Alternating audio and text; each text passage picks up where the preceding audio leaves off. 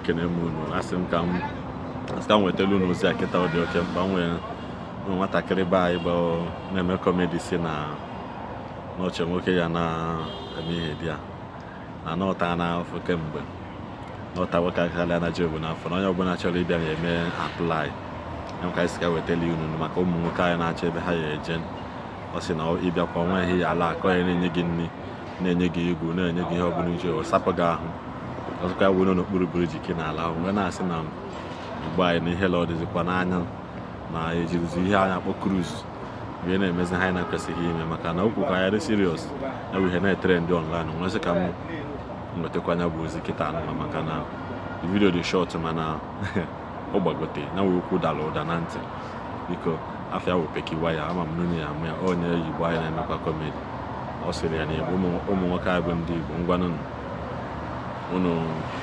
unu ga-etinye isi. He's a young guy, sweet guy, almost 21, 22 years. Location Lagos, free accommodation, feeding girl more than I sort. We no feel like, you know, if you come my house like. So you gotta a member in our service him. Atago ma for one. I'm not touching like that's why me. Atago. Elasha me can they Atago ma have suffer a lot. Atago ma. So a young guy. Bridge, no need to come to my house. The face I got hospital, the children in all year be nothing. You know, basically, Bob and Bagake dormia. Bagake dormia. Ogo me lasha mot. Atagoma of suffer. Because try I could share this video car or some boys. I'm on foreign natural accommodation. I take care of guys. John the lashago.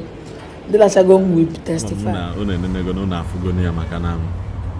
Ukwa jiwe batata ata we ko sidi. I realize ka bi ke ba bu ni no.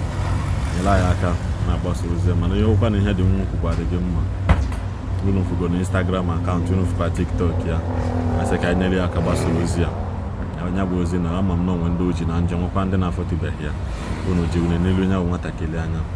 Wee nyekwala ya aka nyere ya anya ka na ọ sị na ọ taa na afọ.